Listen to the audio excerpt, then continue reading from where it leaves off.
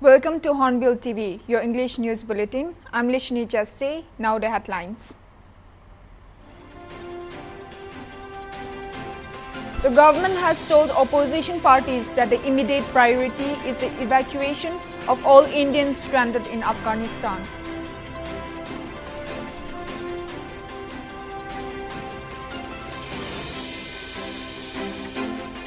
The Ministry of Civil Aviation has eased the rules regarding drone operations in the country by reducing the number of forms that need to be filled to operate them from 25 to 5 and decreasing the types of fees charged from the operator from 72 to 4.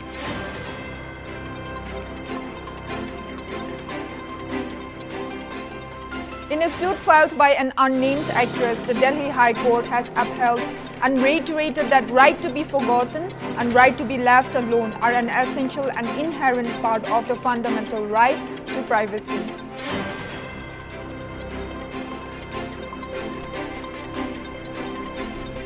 Governor-designate of Manipur La Ganesan was received by Chief Minister N. Biren Singh and Deputy Chief Minister Y. Joy Kumar, among other ministers and high-ranking officials at the Raj Bhavan in Imphal.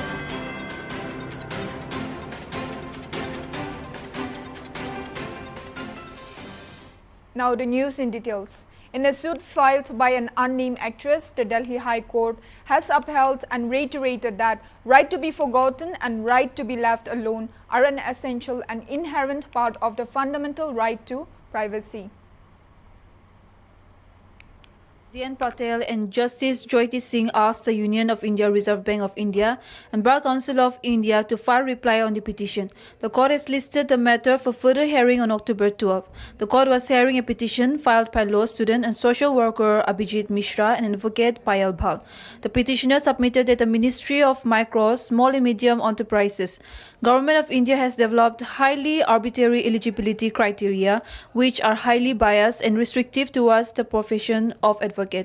The petitioner submitted that the Ministry of Micro, Small and Medium Enterprises, Government of India, in its response under the Right of Information Act, has stated that it does not even consider the advocates as eligible professionals for accessing the progressive schemes of the Government of India. Congress leader Rahul Gandhi continued his attacks on the centre over its national monetization pipeline and on Thursday alleged what Indians built in the last 70 years, Prime Minister Narendra Modi has been gifting to his friends. Sharing a post on his Instagram handle, the Wayanad MP wrote that what Indians built in the past 70 years he has been gifting to his friends. He also posted 3 pictures with text, "He came, he saw, he sold." Earlier in the day, Rahul Gandhi took a dig at the central government amid the rising cases of COVID-19 and alleged that it is busy with sales. Rising COVID numbers are worrying and vaccination must pick up the pace to avoid serious outcomes in the next wave, he tweeted. "Please take care because the government of India is busy with sales," the Wayanad MP tweeted. Earlier on Tuesday, the Congress leader termed the centre's national monetization pipeline as a huge tragedy, saying that the Prime Minister Narendra Modi government had mishandled the economy and the move was aimed at creating monopolies in certain sectors. After the Kolkata High Court's order for a Central Bureau of Investigation probe in West Bengal violence, the agency has started the investigation and so far registered 9 cases in the matter. The CBI team also reached the places of violence in Bengal to investigate.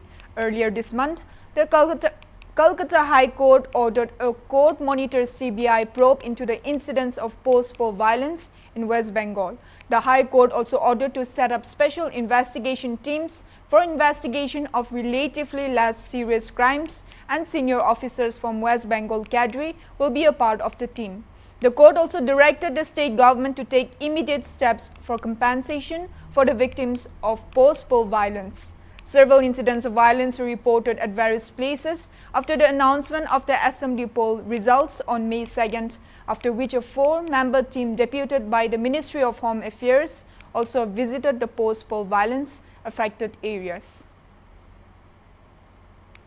Governor-designate of Manipur La Ganesan was received by Chief Minister N. Biren Singh and Deputy Chief Minister Y. Joy Kumar, among other ministers and high-ranking officials at the Raj Bhavan in Imphal. At the Bir Tikandrajit International Airport by the Chief Secretary of Manipur Rajesh Kumar Ranjan. He is the 17th Governor of Manipur and succeeds Nasma Heptullah. He will take charge from the 27th of this month. Meanwhile, a press note released by the Communist Party of India Marxist State Committee member K. Santa stated that after the retirement of Dr. Najma Heptullah, a highly educated, experienced and secular person from the governorship of Manipur, the people of the state need a clean, educated, secular and a people-centric personality as a new governor of the state. It's learned from some sources that the 17th governor of the state will be sworn in within a few days to serve the state as an agent of the Union Home Ministry in the interest of the ruling party and their partners. The CPIM felt that before selecting a person to serve a state as a governor, the centre should consult with the state government. The Delhi High Court on Thursday issued notice to centre and others on a petition challenging the criteria to access the development and promotional schemes under the aegis of Micro, Small and Medium Enterprises Development Act 2006 and to include advocates for accessing the welfare schemes under the MSME Act 2006. A division bench of Chief Justice D.N. Patel and Justice Jyoti Singh asked the Union of India, Reserve Bank of India and Bar Council of India to file reply on the petition. The court has listed the matter for further hearing on October 12. The court was hearing a petition filed by law student and social worker Abhijit Mishra and advocate Payal Bhal. The petitioner submitted that the Ministry of Micro, Small and Medium Enterprises, Government of India has developed highly arbitrary eligibility criteria which are highly biased and restrictive towards the profession of advocates. The petitioner submitted that the Ministry of Micro, Small and Medium Enterprises, Government of India, in its response under the Right of Information Act, has stated that it does not even consider the advocates as eligible professionals for accessing the progressive schemes of the Government of India. Tamil Nadu Chief Minister M.K. Stalin on Thursday introduced a bill in the State Legislative Assembly to provide 7.5% quota in professional courses to the students of government schools. Delhi High Court Chief Justice T. Murugesan was set up to look into the matter, identify steps to be taken to increase the enrollment rate of such students and make appropriate solutions and recommendations. In order to implement the recommendations of the Commission, a 7.5% quota for professional courses is being given to the students of government schools like it was given for medical admissions. Maharashtra government on Thursday communicated to the Bombay High Court that it will hand over to the Central Bureau of Investigation all the relevant documents of the former Home Minister Anil Deshmukh related FIR, including IPS officer Rashmi Shukla's report with annexures by August 31st. For the bench of Justice S.S. Shinde and Justice N.J. Jamadar while hearing an application by the CBI seeking documents which included documents pertaining to transfer and posting of police officers during the time Deshmukh served as Home Minister. The court will hear the matter next on September 2nd. Meanwhile, an inquiry commission headed by retired Bombay High Court Judge Justice K.U. Chandiwal had imposed a fine of Rs 25,000 on former Mumbai Police Commissioner Parambir Singh for not appearing before it on Wednesday. It was the third time former Mumbai Police Commissioner has not appeared before the inquiry commission. The committee will convene for the next hearing on August 30. CBI had approached Bombay High Court after police refused to hand over the documents to CBI, citing a pending appeal in SC on this matter.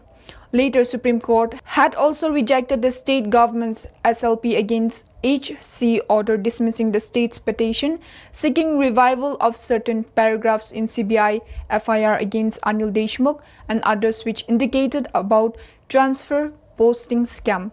Earlier, former Maharashtra Home Minister Anil Deshmukh's lawyer, Advocate Anita Shekhar Castellino, has requested the Commission to issue a warrant against Singh for not appearing. The Justice Chandiwal Committee was constituted by the Maharashtra government to look into the allegations of corruption levelled by Parambir Singh against the state's ex-Home Minister Anil Deshmukh. On August 13, a lookout notice was issued against former Mumbai Police Commissioner Parambir Singh in an alleged extortion case. Nagaland State's Advisor for Horticulture and Border Affairs, Mathang Yanthang, launched on August 26 a program to provide winter vegetable seeds for villagers as part of post-COVID-19 pandemic economic recovery activities of the Northeastern Council 2020-21 and Mission for Integrated Development of Horticulture 2021-22 at the Directorate of Horticulture in Kohima.